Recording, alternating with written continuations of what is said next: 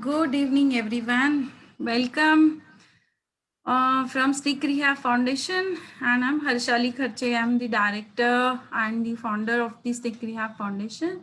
Very nice to see you all.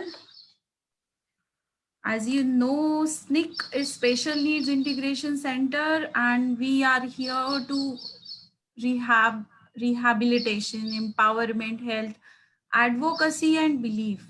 So our we know now our vision is to empower parents of children with special needs by ensuring their peace of mind, satisfaction, positivity with respect to their child's overall development. So here our motto is to empower parents and to give them various information about various things like financial, mental health, and advocacy, different beliefs, and everything. So to uh, here we are developing their perspective towards the various things. So in today we have Mr. Jitendra Solanki with us for the financial and estate planning webinar series. We are going to talk about 10-point checklist to know how much you are prepared, like how much you are prepared to for starting financial planning. So you know at what stage you are. So after that, you can go ahead with your planning with your consultant.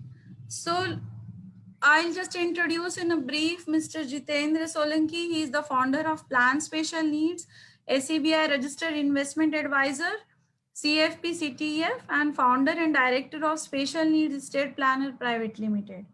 I welcome you, sir, and I'll hand it over to you for further session. Thank you, Ashla. Okay, let me.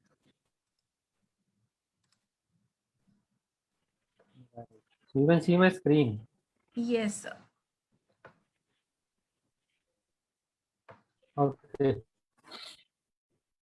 Good evening, all of you.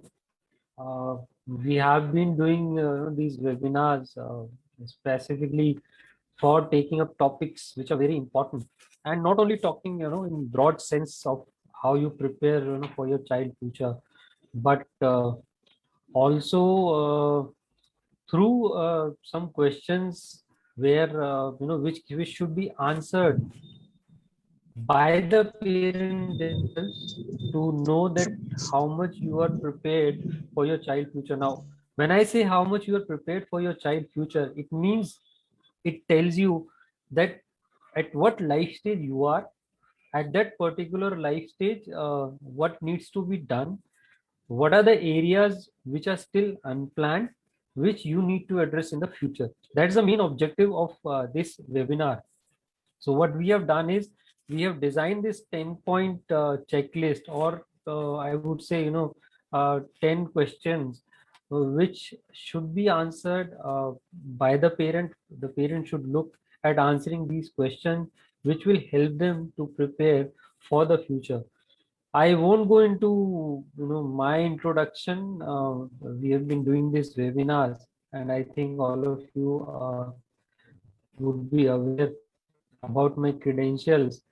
But let me come to the first question, or the first point, uh, and it's about disability. Now, this young parent probably would find it difficult to understand. So you need time to understand this. But yes, as a parent, when you look at for the future, then as a parent, or as a caregiver, uh, somebody who's taking care of the special child, would need to understand the child disability and its prognosis. So how much you know about it, and if you know about it, can you describe it in your words? So that's important. And these questions largely parents or families we have been discussing with, or financial planning we have been doing for. So we generally ask these questions, and we ask the parents to write down this, so that they also know how much they understand, from what they have gone through in the last so many years. And as I said before, for young parents it would be a really a start. So it's still time where they will understand about the disability. But when you are looking at preparing for the future, this is also one of the area where parents have to be aware of. We are not saying you should be, a medical professional, but you should be aware of about your child disability.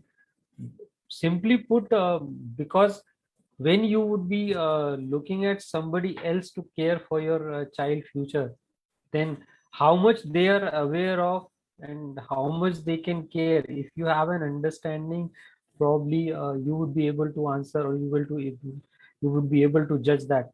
So how much you know about your child disability, and can you describe it in your words? If you can write it down, what exactly it is and how it is going to shape up in the future, then probably you would have understood it really good. So that's the first checklist, I would say, rather than a question. The second is, are you and your family members aware about the disability and its prognosis? So it's not about you, but your family members too. So when I say family members, the sibling, both the spouses, and there would be other family members who would be uh, involved in the child care.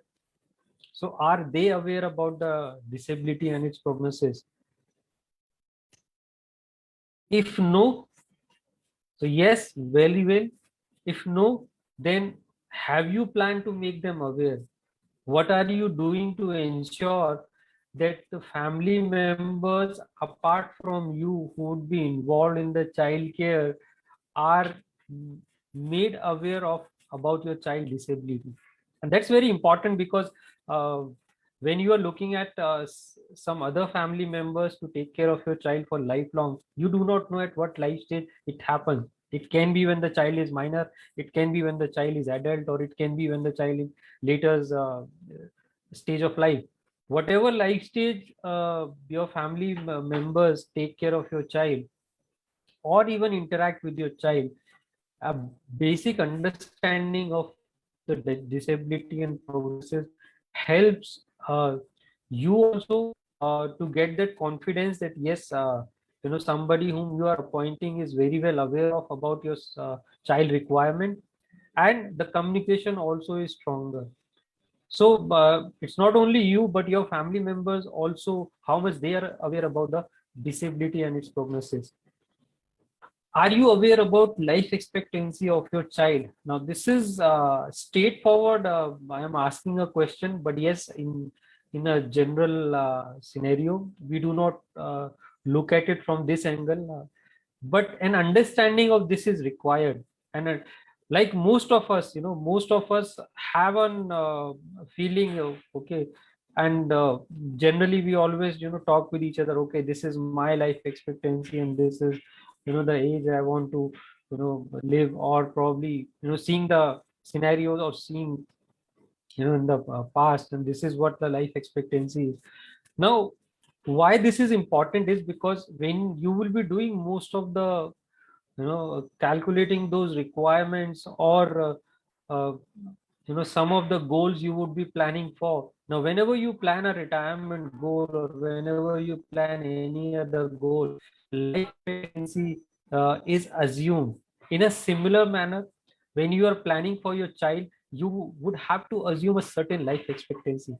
Now it's very difficult for a parent to identify the life expectancy, but some indication is always given by medical professionals or other professionals. So how much you are aware of, and that's important to answer.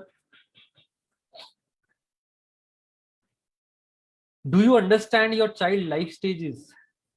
How much you understand about your child life stages? What life stages will come in the future?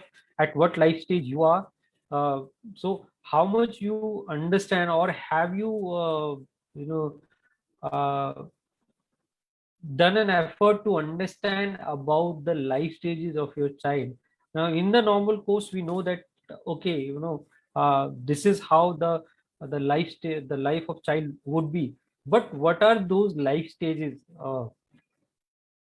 Do you know what are the transitional phases you will have to address in your child life stages? Like relocation, minority to adult, and others. So there are many life stages which you will pass through, and each of these life stages there is a transitional phase. So there is a transitional phase when the child moves from minority to adult.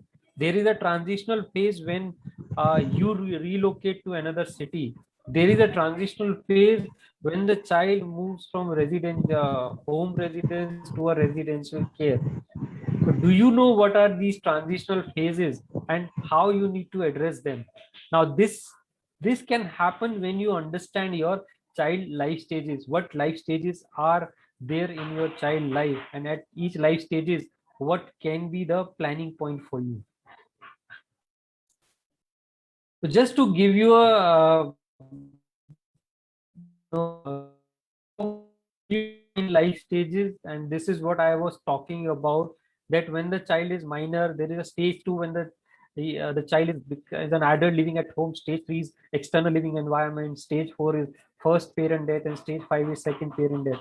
Now at each of these life stages you can see there is a element of planning, or issues which are addressed. So when the child is in minority phase, then diagnosis happens. Early intervention you look at, there are counseling, there are therapies, special education if it is there, special assessment if it is there. So during this phase you are more involved in these elements.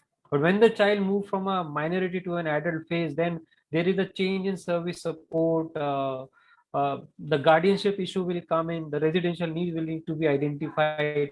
In similar manner, at each life stage there would be some element of planning or some element of issues, financial, legal, or personal, which will come in front of you, which needs to be addressed. And that's why uh, I asked this question, that how much do you understand about these life stages? Because if you as a parent understand about these, that these are the life stages, then probably you know, or you have an awareness that what are the issues which are coming up in the future to address.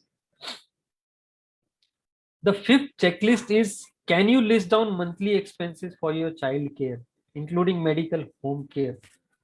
Why this question is because you are going to identify a corpus which you require for your child care. And unless and until you know what is the monthly expense for your child care, it's very difficult to identify any kind of monetary requirements for your child. And that's why it's important that you manage your special child expenses separately. And that's why this checklist comes in, that can you list down monthly expenses for child care, only child care expenses. If you can list down, that means you are following it, you know very well. If you cannot list down, then probably it might be the time that you start managing it separately. Are you encouraging your child to participate in activities that will motivate him, or her, or will enhance his confidence to live independently? Now all of us wants our child to be independent, but that may not be the stage. But there are some skills which are which your child develops. So how as a parent we are encouraging a child to participate in activities that will really motivate them, or they will enhance its confidence to independently. Because when you are looking for a lifelong care, the more independent your child is, probably the lesser effort would be from your side to identify a good residential care, or home, or probably any other residential living.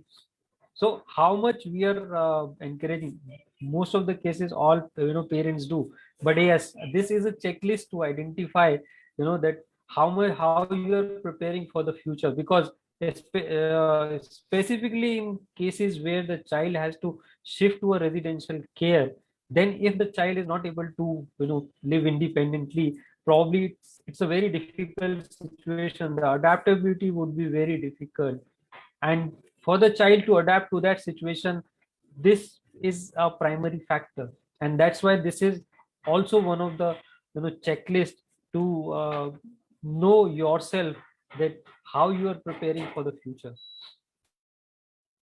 Have you identified any person who will take daily care of the child? not.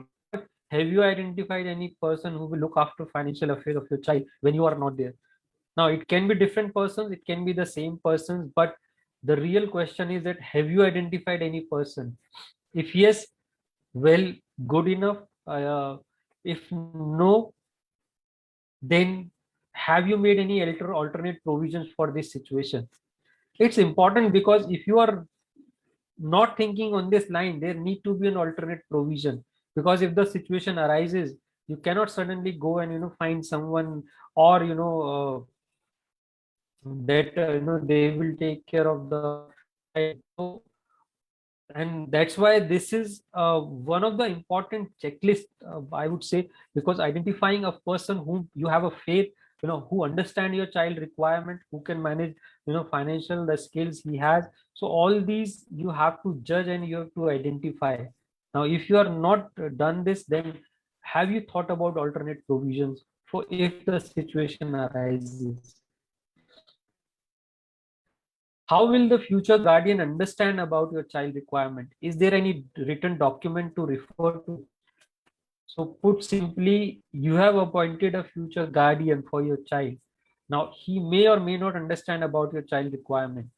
How would you help him to understand that these are my child requirement? This is how he should be taken care of. These are the things which hasn't worked for, and so you should not repeat those situations. Generally, I ask this question that when you are leaving your child probably for uh, say 48 hours, then you give some instruction to the person that this is how the care should be done. But if you are identifying somebody for lifelong care, verbal instruction will not work. So is there any written document which they can refer to understand any part of your child care which probably they are not able to address? Have you shared your vision for your child with future guardian, caregiver, trustees, so that their thoughts are in line with your vision? It's very important that when persons you are identifying for your child care share the same thoughts of what thoughts you have for your child. So have you shared your vision for your child with future guardian trustees? If yes, you have done it when it was last updated. So it's not a one-time exercise, where you just share it and leave it, but it needs to be updated. And so even if you have done this, the question comes in that when it was last updated, especially the document about your child requirements. Then, have you insured yourself enough to secure future caregiving survivors from expenses of your child care? Now, most of the families won't have enough assets or accumulated where they can manage all the expenses of child care. So what would happen in a situation where the next guardian or the caregiver need expenses, need money, for the child care expenses? If you are not providing, or if your assets are not sufficient enough, have you insured yourself? Have you taken an insurance which will ensure that funds are always available?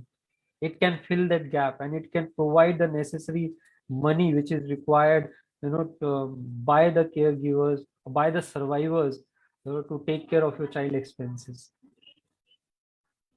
Have you planned for your child future in case of own incapacity? So for example, if you are incapacitated due to health reason or for any other reason, then who will plan for your child future? Who will take care of your child expenses? How will the finances would be managed? So have you thought about that situation? And I think last 2 years, probably these thoughts would have come in mind of every parents. Have you started investment for your child which will provide for his lifelong care? So if you are a young parent, or probably your child is still in minority, well below 10 years of age, so have you started investing your money? Have you started those savings which will ensure that the funds are available for your child lifelong care? 10th, have you identified the legacy you want to leave for your child with special need and other family members? So have you done it? Have you identified what legacy you want to leave? Now, when I say a legacy, that means how much money, movable properties, immovable property, whatever you want to leave for your child, have you identified that this is what I would leave for the child? And there are other family members also. So as a working member, probably your spouse, your special child, and the child with the siblings. So all the legacy for all. So have you identified who will get what from your legacy or what you have built up in so many years? Have you established proper will and trust to safeguard the future of your special need child? Surely the thoughts are there. The thoughts are there that these have to be done. But have you taken that first step? Have you gone and acted upon it? And that's important. And even if you have prepared the will and have formed the trust, is trust endowed with enough money so that the trust corpus does not fall short for meeting your child requirement? It's not only the formation of a trust, but the trust needs money, the money which can take care of your child expenses for lifelong. So have you identified that how this trust is going to be funded with the kind of money it requires, be it from your asset, be it from life insurance? So have you done that? Let me give you a bonus point. So where will your child live? And this is the most important question. So have you identified the right residential options for your child? If not, then have you made any alternate provision? So this question revolves throughout the parent's life, and but answering it is very important. And a lot of developments have been done in this uh, space.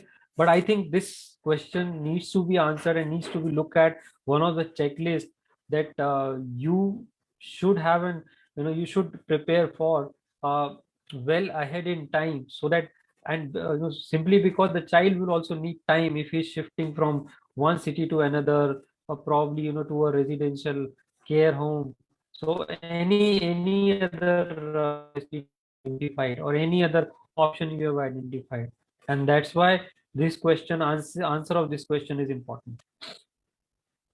So you can find these resources on our website planspecialneed.com. So though I have spoke about 10 questions, there is a 25 questions self-assessment on our website, which will involve questions from other areas also, which are important to answer, and which will help you to actually know that how whether you are well prepared for the future or not. So you can visit our website and take this 25 question self assessment. There is an online calculator for identifying that monetary requirements, how much money the trust needs, how much money the corpus should be the funded in the trust, and how much money you require for your child future. There is a letter of intent e-course. So the document which you should be sharing with your with future guardian trustees and any other family member who is involved in the child care is a letter of intent. And there is an e-course which we have done. There are 2-minute tips which every Friday we send videos with a 2-minute tip to help you uh, to know that these are the areas you have to plan for. And there is a blog we are running where we write articles regarding this. So these are the resources I have spoken about. These resources will help you to probably answer some of these questions, if not all of them. So this is all about 10-point checklist. They would be more, as I said, you can take the 25 question which will specifically go deep into the areas there should be planned for. But I think these 10-point checklist is very, very important, and answering to these questions which I've spoken. And as I said, there would be more questions to answer, but these are the basic questions which every parent should look and answer to know very well that what life stage you stand today and what are the areas you need to plan for the future. Yes, sir. Thank you so much. I mean, I should say that it's an eye opener for must be for everybody कि कहाँ से शुरू करना है अभी. अगर ये सब आंसर नहीं किया है ऑलरेडी तो अभी टाइम आ गया है कि we should start doing it, because I can see for myself, as Dr. Ashok said, looks scary. Most questions do not have answers. That's right. I must say, and this is, yeah, really great. Yes, eye opener for us. Parents, if you have any questions, you can come up with questions on this.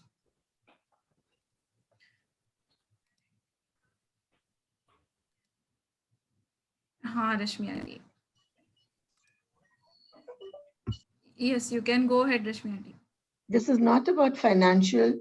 I just want to add something that if Sure. you think of a residential care for your child, you have to prepare the child beforehand.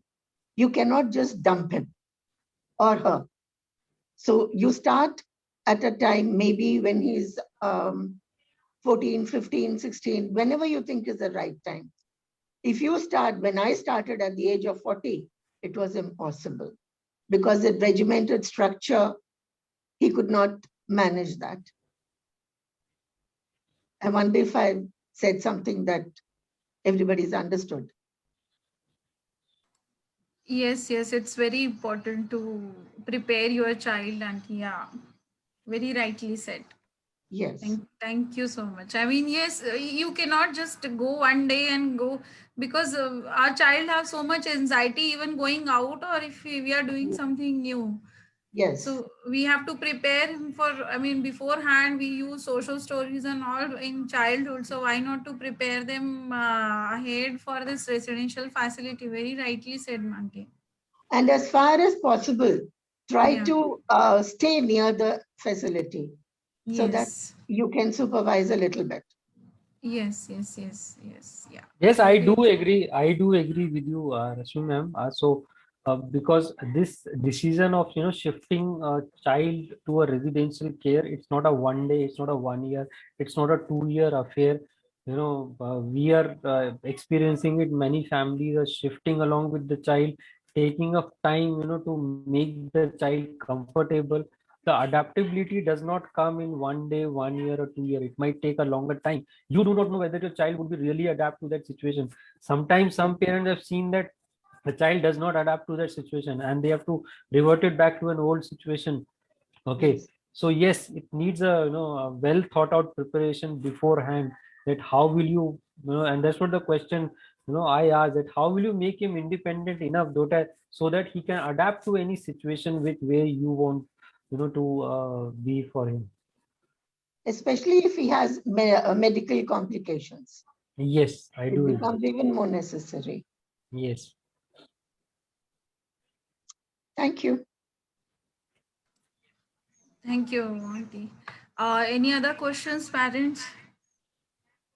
I think you have answered in the chat box, like, 1 minute. Which site has 25? You have posted it, right? It's in the chat box, so you can go through this site. And how do we identify the legal guardian for the child with nuclear families in present time? Okay, so nuclear families, yes, that's the challenge. There are some legal consideration when you are identifying a legal guardian, but it's not that you cannot identify anybody else apart from the family member. So as a parent, if you find someone, you can appoint a legal guardian. So you should take a help, from a legal professionals also on this aspect. Now, identifying the legal guardian, it's very difficult question to answer, because for a nuclear family, apart from spouses, for the child, identifying an individual might be a difficult. Though you have to identify an individual in the current scenario, they do not have a legal support system as such in India, which can fulfill the need of legal guardian. Though there are other options also where the NGOs or residential care can also take the legal guardianship, but that has not still been, I haven't seen it yet. So I think probably we'll see some development in this space, but you still can identify somebody uh, who can and who understand your child requirement, and who can probably fit into the person you are looking for. And plus the structure, the framework you create. See, the most challenge with the legal guardian is that when you want to endow him with all the responsibilities, financial also, personal also, and other responsibility also, there it's very difficult to identify such a person. And that's why this framework of forming a trust, a residential home or any other services, and then there is a legal guardian. So when you have these framework, you have to limit down the legal guardian responsibilities, so that anybody else beyond your family members can take that job, or can take that legal guardianship. So it's so you have to draw a framework in the right context. So when you are identifying a legal guardian, you should uh, you know go with the thought that he's not the person who's going to take care of everything, about your child, about his financials, about everything. Yes, he would take some part of child care, he would be handling it, maybe. So if your child is in residential care, home, for example, the legal guardian is not going to manage day-to-day affairs, but still he will interact with the child on a frequent basis and would be a party to a decision making. And the financial, the trust, can take care of. So that way, the framework you require, not the identification of a person who can manage everything, for your child. So I think that is important. Now if you go with that framework, probably identification of legal guardian becomes a bit easier, because you're looking with a person with some limited roles for your child. Yes, thank you, sir. Next question is, what is the best LIC policy for disabled child, 12 years kid?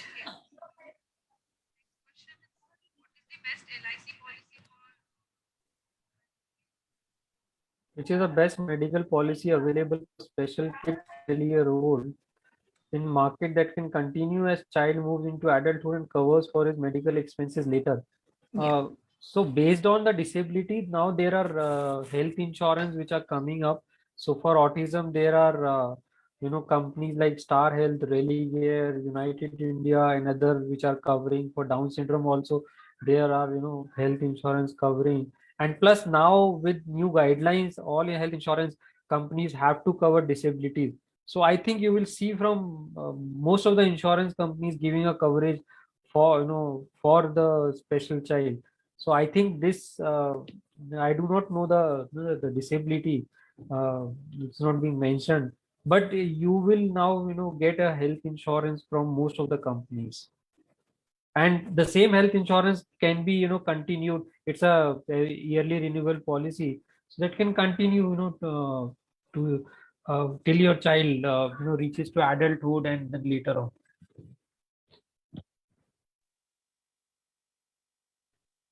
Okay, thank you. So I think we have don't have any question in chat box. Anybody wants to ask, and they can unmute. They can raise their hands and unmute themselves. Any questions? No.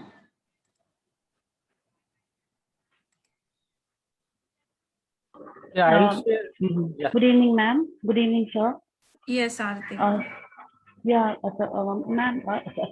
I just thought that this is a series of Zoom sessions, so which are being recorded and which are available for listening. So, ma'am, where can I find the other lectures? Because I didn't attend all. So this is the first time attending. Okay, all are uploaded on Sneak Rehab Foundation YouTube channel. Okay. Yeah, you can find it. You can just type it out, Sneak Rehab Foundation. You will get our channel. So we are uploading all those sessions there. Yeah. Can you tell me the name of Thank the you. channel, ma'am? Sorry. Thank you. Yes, Sudha ma'am. Yes, dear. Can you tell me the name of the channel? Sneak Rehab Foundation.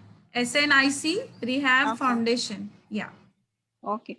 Actually, I think also I'm always thinking of this solution. Like if all the parents of the autistic children, we unite together and make a good residential home, and some but turn wise, if the parents are in charge, because we are all on the same boat and we understand the feelings of each parent. being a parent of a autistic child is not easy. So if we can, think over of this model and we start building the infrastructure, like it's to take this matter forward, because we cannot depend on the third party. How will they treat the child? Like we don't feel secured. Oh, okay, What I'll do you answer think? that. I'll answer that. So one, these kind of models are now, there in India. So there are a lot of parents group who have formed a residential care for their home. So there are 3-4 models, which work for a special child. Now all these 3-4 models are currently being practiced in India. So there is a model where, the parents have formed a society themselves, for special children family. The service providers is from outside who's providing the services.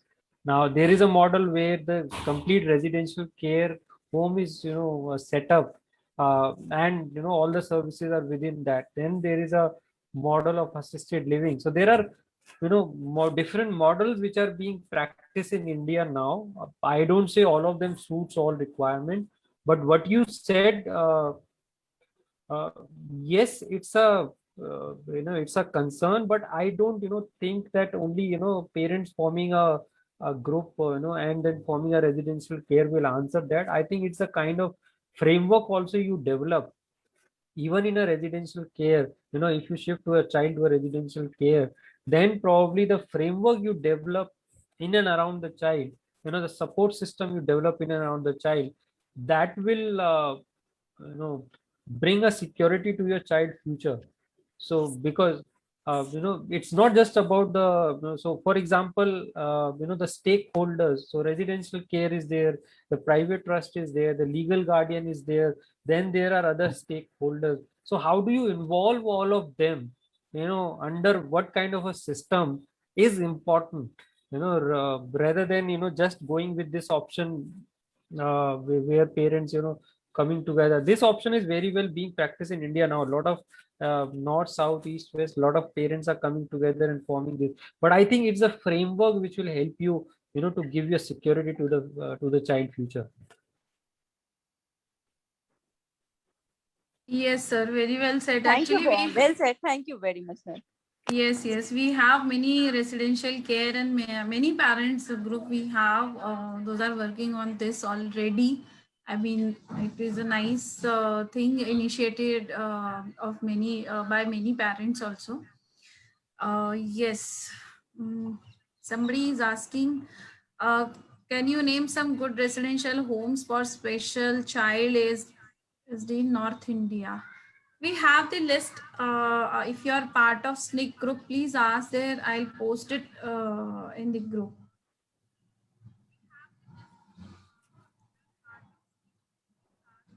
Anyone else want to say something? Yeah, good evening. Good evening, ma'am and Solanki sir. Yeah. So actually that I want to know whether is there any assisted living space in Hyderabad, in and around Hyderabad, for the IDD children and parents.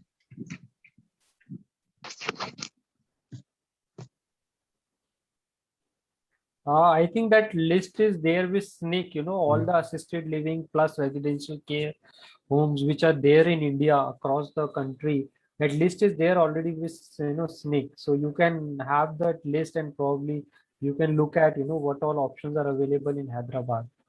Autism ashram is there, sir, in Hyderabad. Yes. In Hyderabad, the autism ashram is there. I mean, there are many residential care we have, and on Facebook we have one group, not SNCC, but Nina Wag ma'am is heading that group.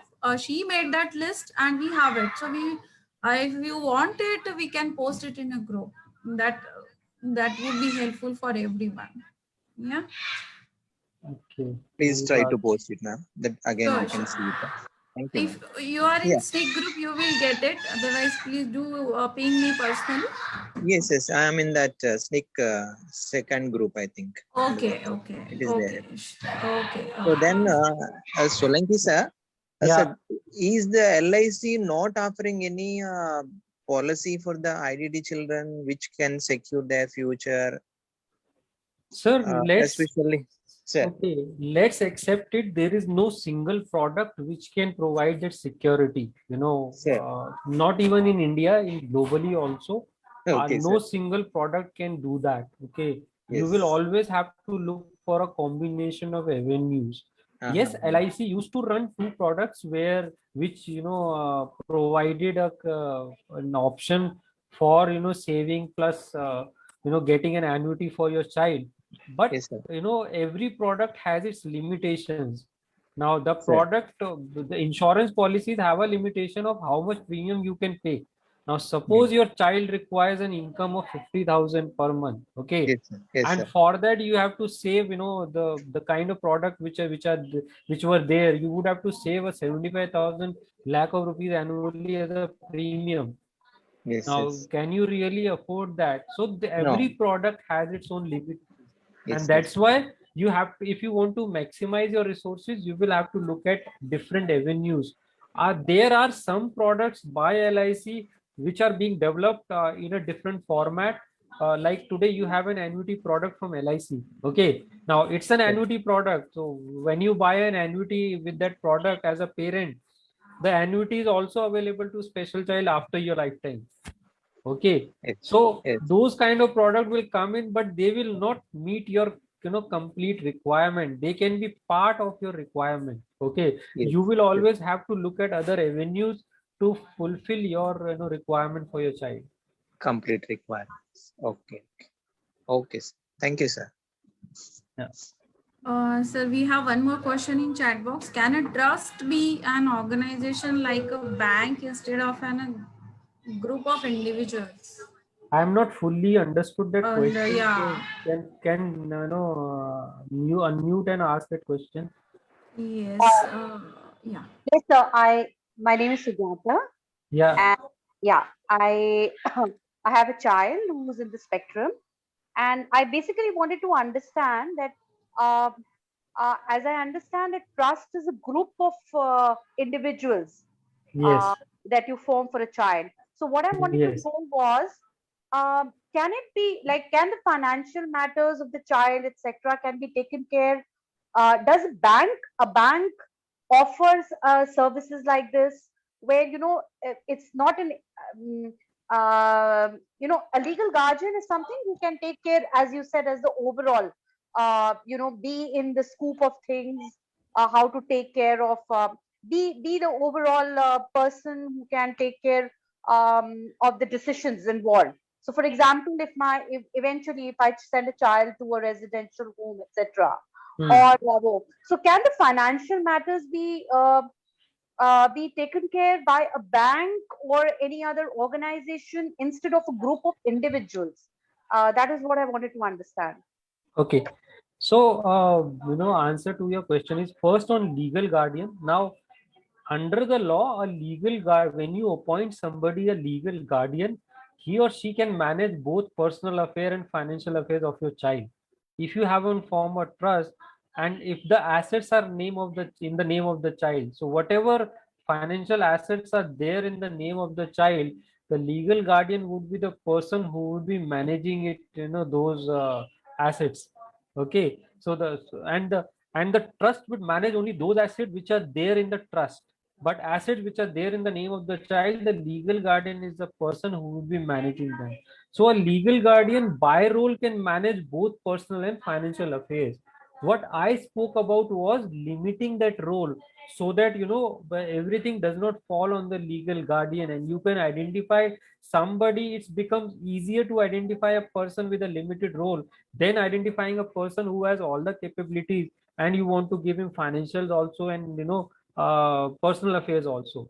So first is that. Now second, a trust itself is a framework where it's an arrangement between your three parties. Okay, now alternative to that, any organization which can take care of your child affairs, they will only be able to do only if they are appointed as a legal guardian. Otherwise a company or a corporate cannot do so under the law. Okay, but a trust can do it, because a trust does not own any of these assets, and the structure in the law, the way trust is defined, it's an arrangement between three parties, between you, the trustees, and the beneficiary. Now the trust does not own any asset, the trustees does not own any assets. All the assets are owned by you, or all the assets are there for the benefit of the beneficiary. Only this arrangement can manage the financial for your child, because your child has to derive that benefit. If an organization is appointed, it will be appointed as a legal guardian. Now that provision is there in the National Trust Act, where an NGO can be appointed as a legal guardian. Though I haven't seen any NGO taking up that responsibility, but those kind of organization can take care.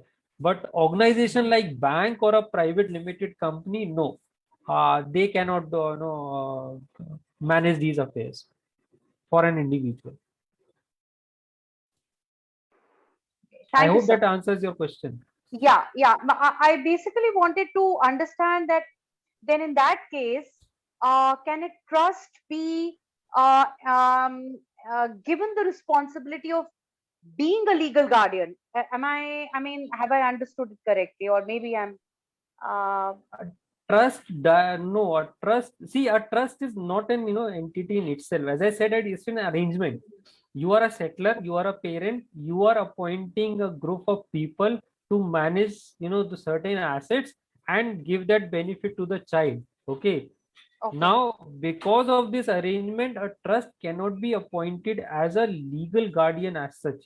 Okay. In the law, by law, legal guardian, you can appoint an individual or any organization which is registered with National Trust. Okay. Okay. Otherwise, a trust cannot be a legal guardian, but to certain extent, they can still manage the affairs. Okay. So they can still look after your child. They can still be party to decision making.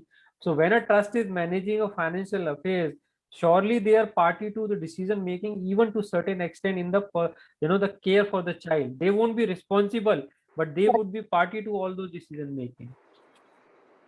All right. Thank you, sir. Thank you. Yeah. Yes, sir. I just missed one question from Shishir uncle, that by this time, I believe there must be a template draft of will and trust which parents can copy and use. Is it available anywhere? So trust deed, or a will, every family would have unique situation. To certain extent, a template can, is available, not specifically to special children families, but a template of will is available on the Google. If you find, most of the templates are available for the will document. Even trust deed also, you will find a sample trust deed document available. But those document will specify only, the details which is common to all the trust deed. Anything specification you want to have, you will have to add it. Okay, you will have to modify that, and that's where all the issue lies. You cannot copy and suddenly make your own will. No, I think you will have to modify it. You will have to have the provisions which you want, which may not be common with other family. So in to that extent, the template is there, but that's a very very standard template. A trust deed is where you would need a legal professional help, specifically because the provision you are creating in a trust deed, you are creating for, say, maybe 20 years, 30 years, or 40 years. And some legal professional to look from that angle, 40 years or 30 years down the line, he has to be a real good expert. And that's why I say that trust deed cannot be just copied and you can form a trust. You should take a professional help, so that you are more secure that provision you are creating won't create any problems in the future for your child.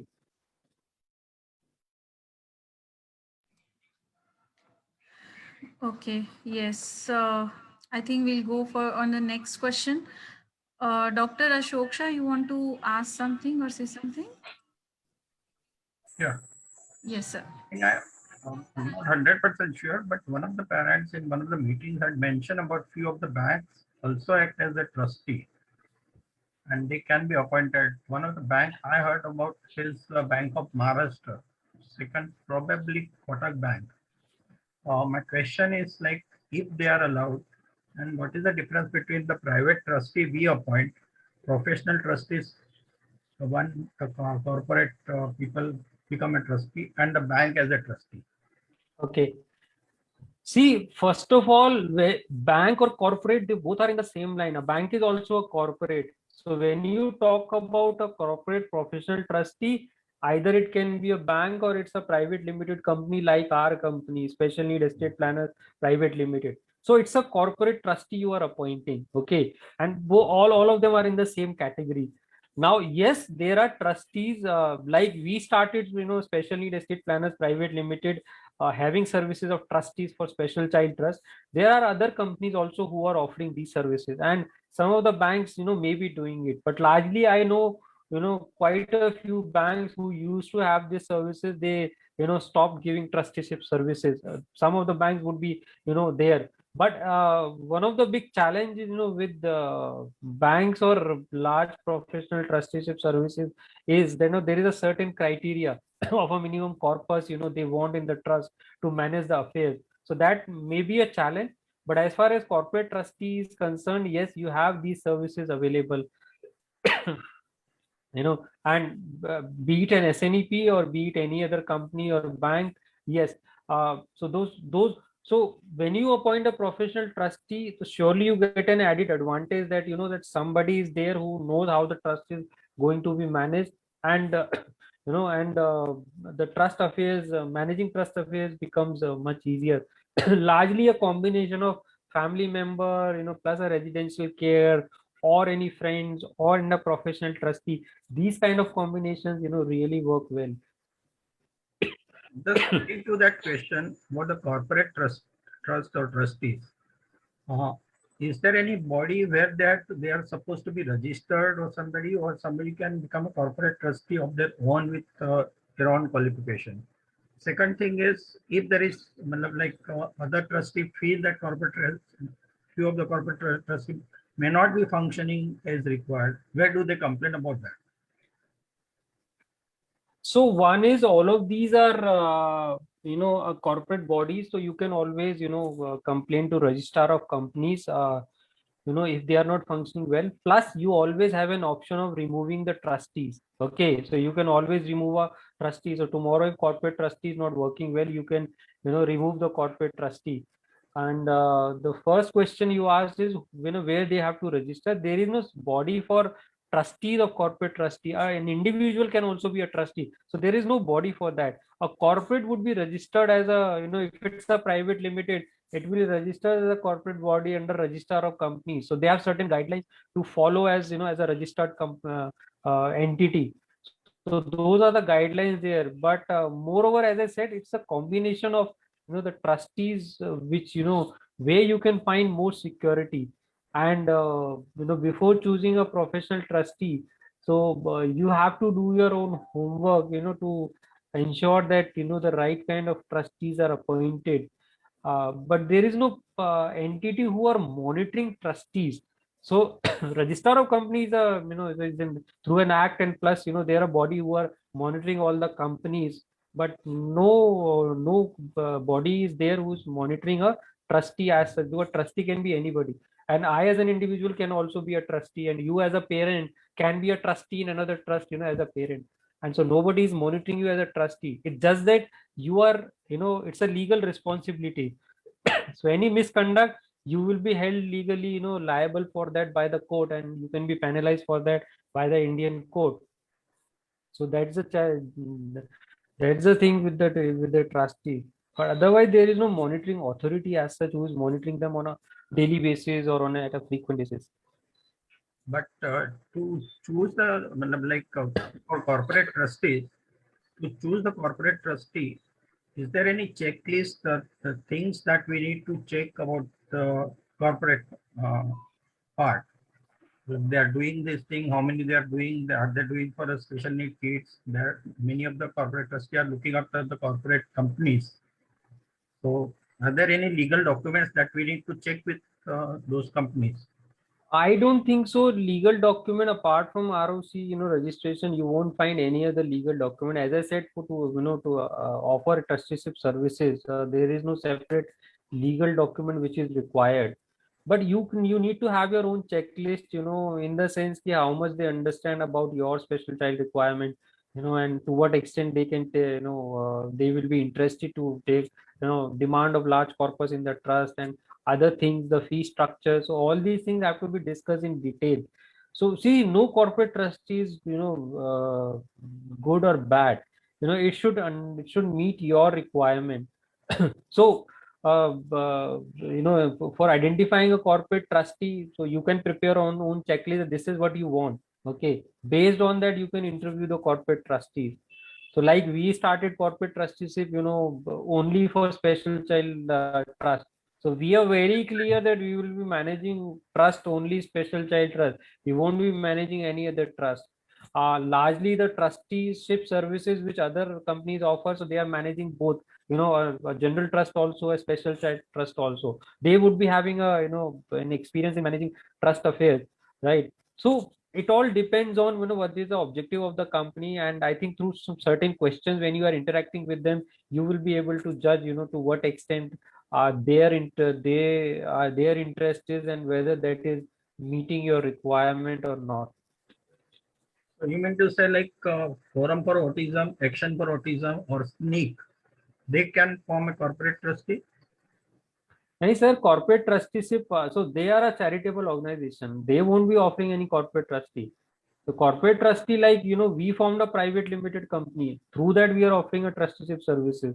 Anybody who wants to, but as I said, for a trustee, you do not have any minimum requirement. I can go along as an individual and offer a trusteeship services. I can be trustee in most of the trust. Now, you as a parent, you can be trustee in other parent trust. So nobody is stopping you. So there is no criteria for who can be trustee. Anybody can become a trustee. Okay, to an extent that they understand that it's a legal responsibility. Companies offer trusteeship services, probably because they have an experience and they are doing it, for so many years, or probably they have a certain objective. So I individual can act as a trustee. I'm not going to be a corporate trustee. Now I'm going to be as an individual trustee. A corporate trustee would be a company appointed as a trustee. So when I say Special Need Estate Planners Private Limited, so Ashok Shah Family Trust appoints Special Need Estate Planners Private Limited as one of the trustees in their trust. Now SNEP will appoint a representative who will be there, managing the trust affairs.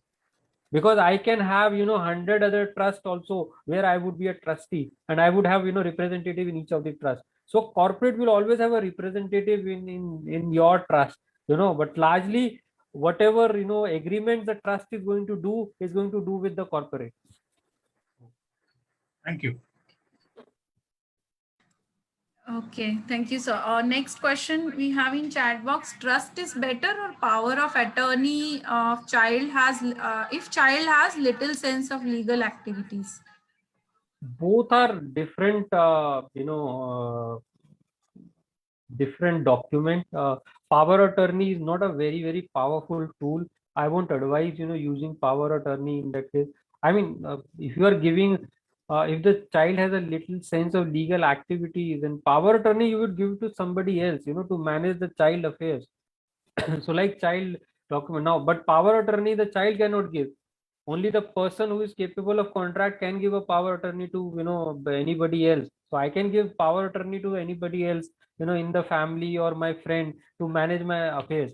But power attorneys generally work only to an extent where I am in the sound mind. The moment I am incapacitated due to any reasons, okay, mentally incapacitated, the power attorney will be revoked.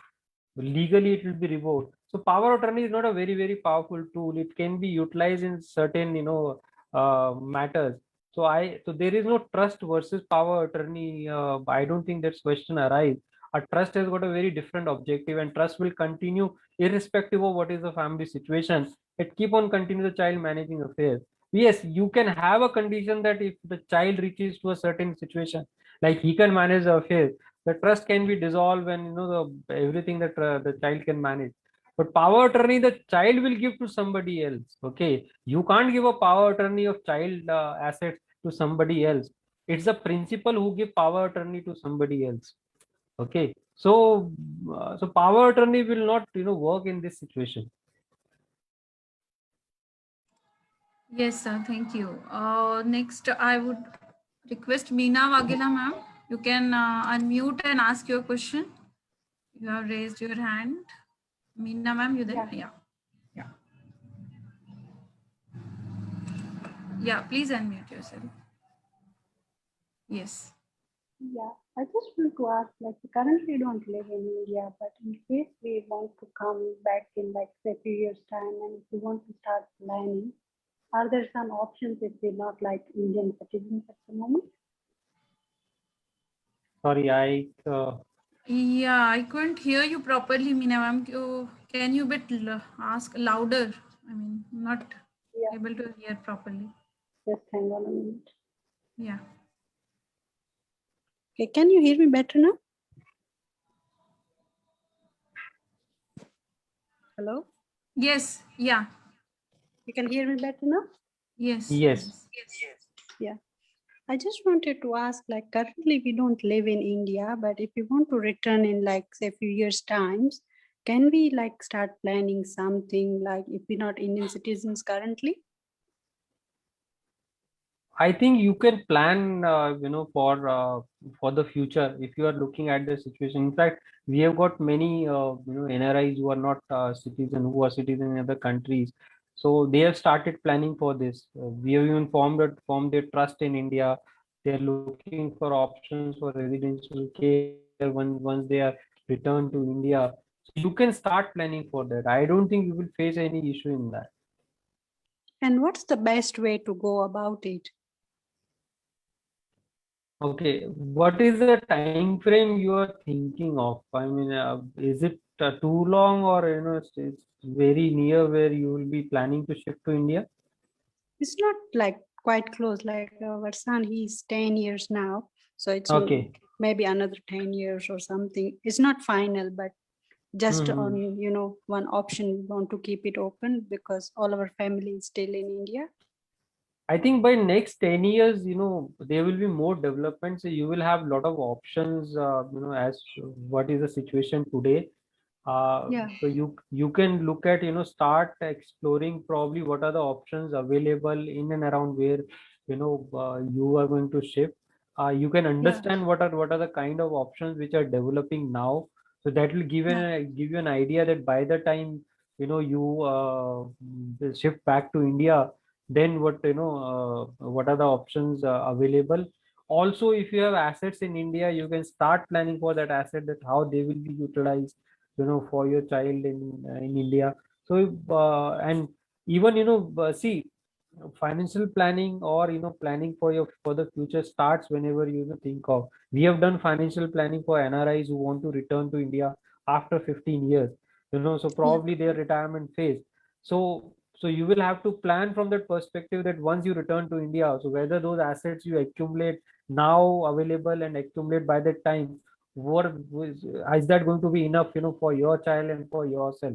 Okay. Yeah. So financial planning is you start today. As far as legal aspects are concerned, so those can be looked at, that what assets you own in India, and now you can consolidate those assets and start planning, for probably how they're going to be utilized for your child benefit after once you are, back to India. Yeah. So like, where can I get, guidance, like, because there are so many options and we are not like in India to like look after all those Okay. things. So you can write a mail to us. I'll share my mail ID. Okay. Yeah. And you can write to us, and we can, help you out in planning for the future. Okay. Yeah. Do you mind sharing your email and then I can send you an email? Okay. It's in the chat section. I have shared Okay. my mail ID, for all other benefits also, all the Yep. parent benefits. So you can write us a mail, and probably we can, take it forward from there. All right. Sounds good. Yeah. Thanks very much. Thank you. Thanks. Yeah, thank you, sir. I think a last question we are taking: purchasing and property in the name of special child who is minor is a good option? Not really, because end of the day, the child is still minor. So here the consideration of special child would come, later on. The child is minor. So it's like, buying a property in the name of minor. Now, it's only that if eventualities happen, then those properties won't be handled by the, minor, would be handled by the legal guardian.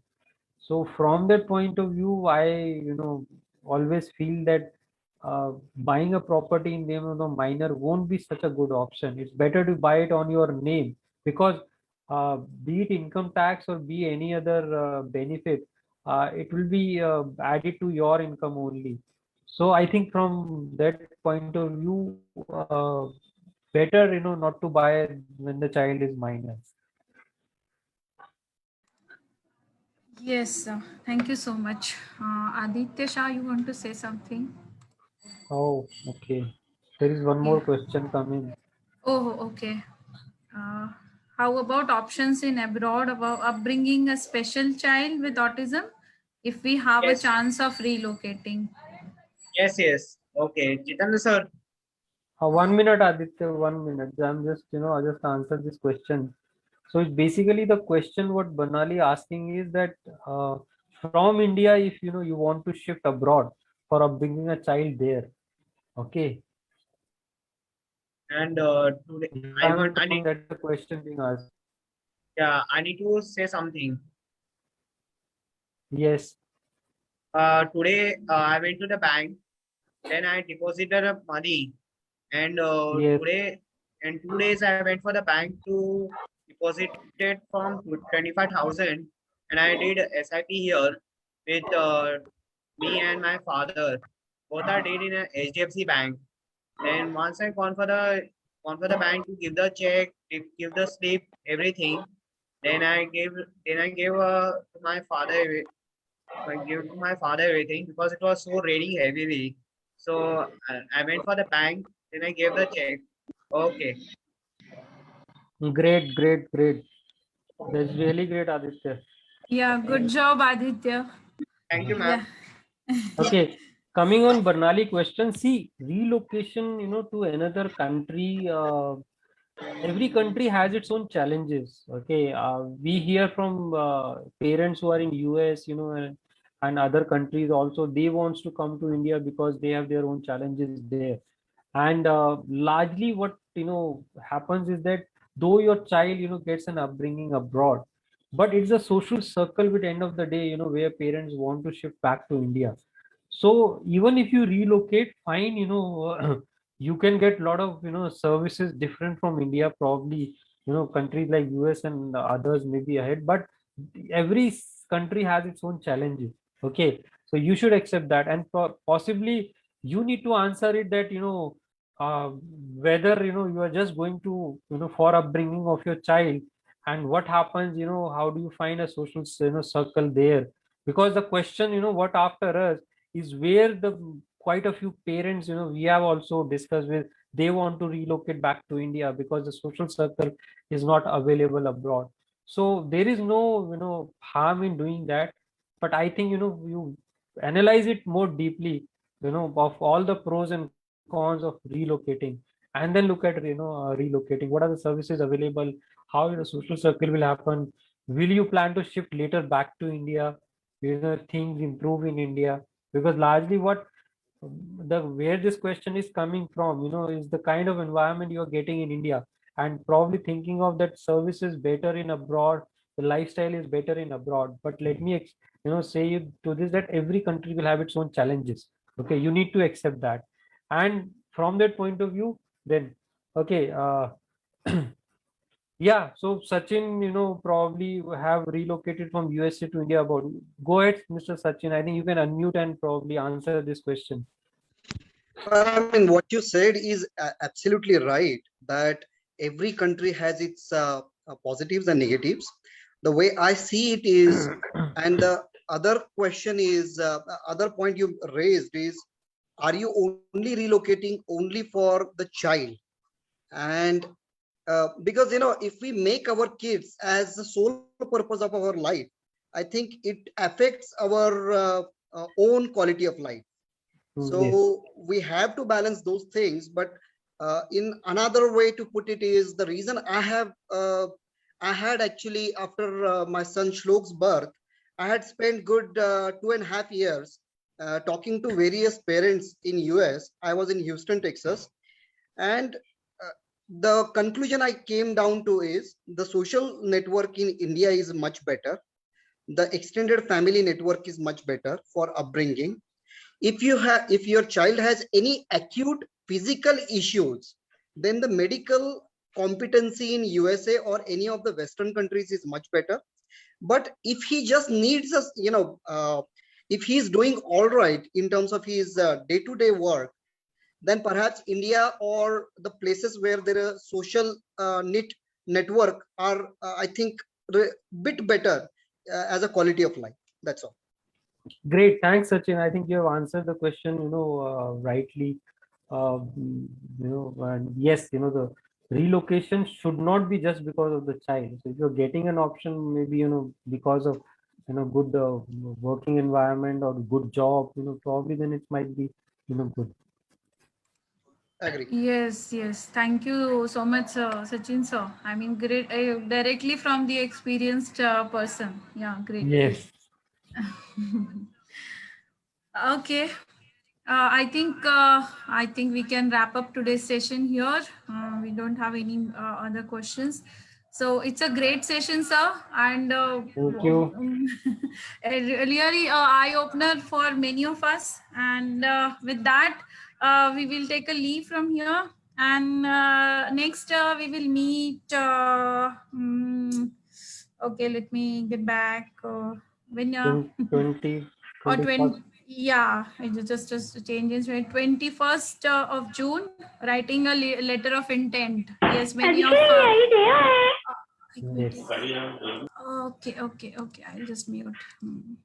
Yeah, 21st. Let's meet on 21st, 6 o'clock. And writing a letter of intent. I mean, many a times we talked about this.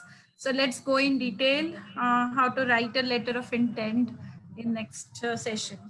Thank you. Okay. Thank you. Thank you all. Thank you. Thank you and good night, everyone. Good night.